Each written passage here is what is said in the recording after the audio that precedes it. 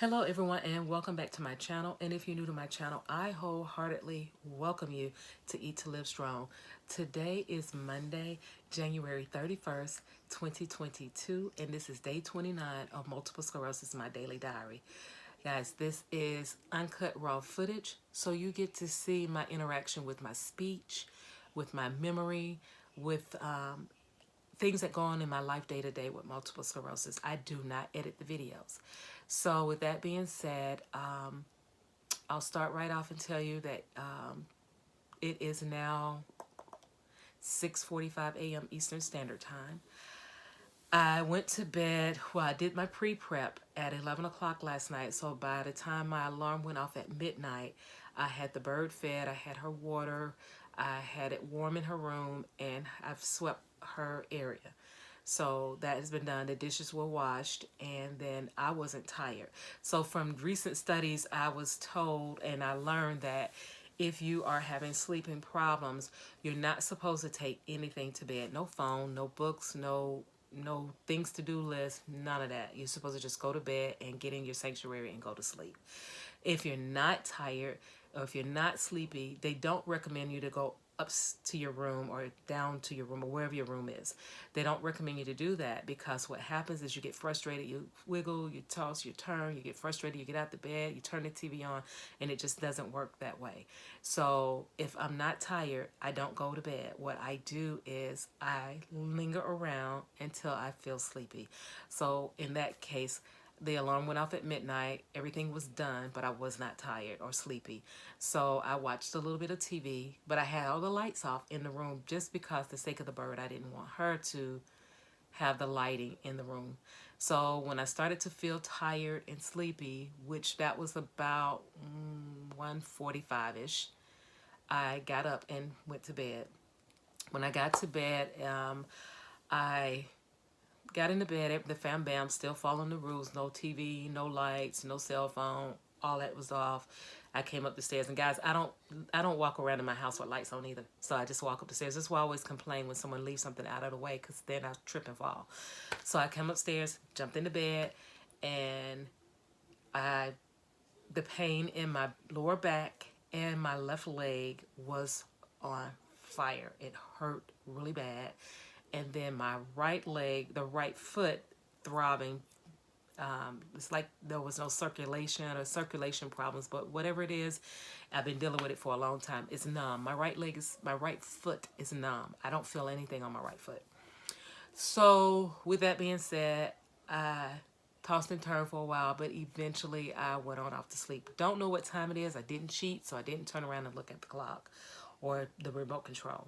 So I went off to sleep. I'm going to speculate it was probably about 2 o'clock, probably 2 o'clock straight up. So I got off to sleep, and then, like I said, I got up this morning, 6:45 a.m. Eastern Standard Time. I've taken my shower, did my doodads, and ate my food. Meal prep is still going on point. And you can see there what I had for breakfast. I have physical therapy today, but before I get out of here, I want to go ahead and talk to you because I left you with a cliffhanger yesterday. I went to the ENT, but I did not tell you guys the results. So I'm here today to tell you the results, but also go ahead and tell you what my next step was during the process of finding out what was wrong with me. So I went to the ENT, and they did all of the things that they're supposed to check, looking in your ears and checking your throat. This has always been a problem here. Not always, but lately it looks swollen a lot. So they check that. They check my hearing. They check funny enough, they checked everything, ear, nose, and throat. They checked all of that. And after they done all their tests, of course, like I said, they send the results over to the doctor. Well, when the results came over, because they wouldn't tell me anything, they say, you'll get the results. Your ophthalmologist will give you the results. Because remember, they wanted me to do the MRI. So all of that was done. And once they did all of the things, they sent it over to the doctor, and she read the notes, and then she called me. So when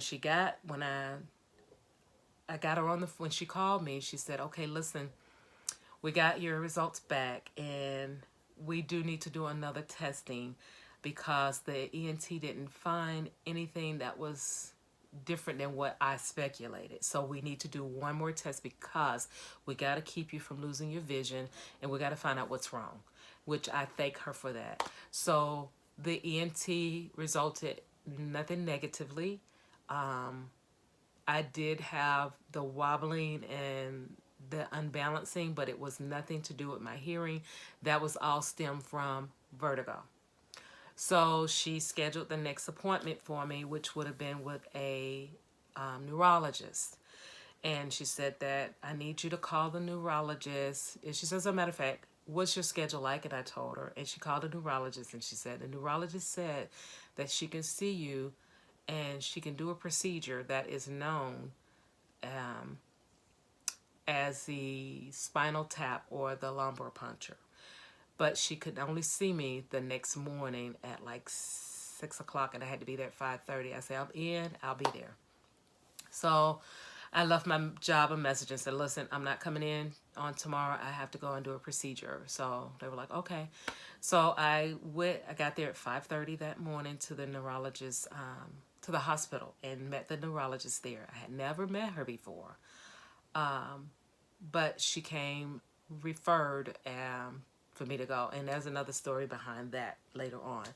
So I get in for the procedure, and she says that they do not, first of all, let me tell you what the lumbar puncture slash spinal tap is. That is where they take a needle and they insert it into the spinal canal. And then they withdraw or extract cerebral, I knew I was going to say this wrong. I knew I was going to say this wrong. Cerebral spinal fluid. Cerebral spinal fluid. They extract that from the spinal canal, and that's what they use to diagnose diseases of the central nervous system, and also things like meningitis. So that's what that is for.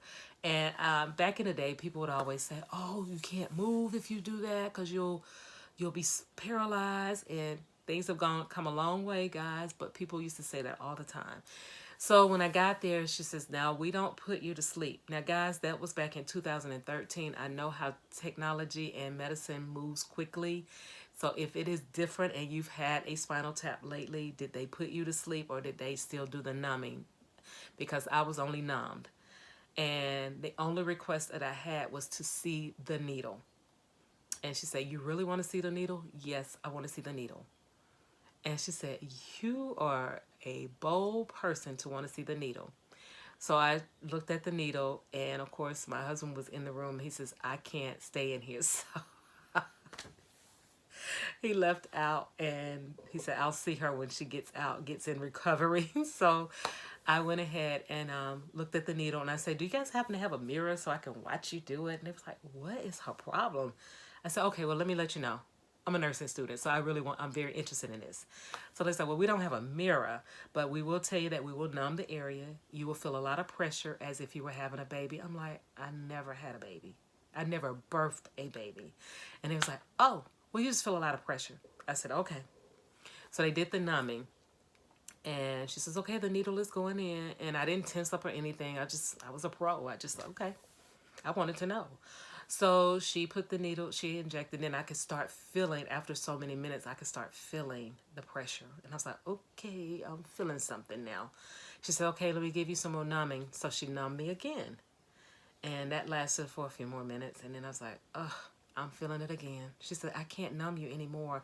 So I guess we'll have to go with what we have. So if we have to get any more, we'll come." I said, back up. Nope, not coming back again. You better get it all right now because I'm not coming back. She said, "But if you're in pain," I said, "Pain only lasts a second. Keep going and get it all because you're not doing this again." And she said, "You're serious?" I said, "You're wasting time. Keep getting it out." I said, "Because I'm not coming back here. Pain only lasts momentarily. As a child, I'd rather get a paddling than to get a punishment because the paddle only lasts for a few minutes. Punishment lasts for the week or the 2 weeks. So I could endure pain. As you could tell with my pain in my leg and everything, I just fight through it. I'm like, I'm just used to it now. So she did the procedure, and when she got it all out, she said, okay, we're going to send this over to your doctor, your ophthalmologist, because she's actually ordered the testing, so she'll be the one to tell you the results. I was like, okay, fine. And it takes about 48 hours. I was like, okay, cool. So she said, I'm going to give you a prescription because you're going to be sore. You've got bruising. And I don't know if I still have the pictures. If I do, I'll put it up there. But you'll have bruising in your area where the lumbar puncture was. So I got finished, went home, didn't take the medicine because medication, stuff like that doesn't bother me. So I didn't take the medicine. I just slept. And I got up the next day and went back to work. I didn't feel the best, but I went back to work and was waiting for the doctor to call me. The test results got back quicker than 48 hours. And she called. She says, I need you to come into the office so that I can tell you what happened and read you your results. And I scheduled the appointment. But guys, we're at 11 minutes. So I have to tell you about the results on tomorrow. So I appreciate you being here today. So please like, comment, and subscribe to the channel. Click the notification bell so that you can be notified of all my videos when they're uploaded. Please share this out because there's someone out there that needs to know these symptoms that I'm giving you guys. Not saying that they have MS. We're all different, but it's a start if they're having any of these symptoms to go in and get checked. So thank you again for joining me today. I love you long time. See you next time. Bye. I have MS, but MS don't have me. I walk the walk and I am blessed. I walk the walk and I am blessed. I'll see you guys tomorrow for day 30. Bye.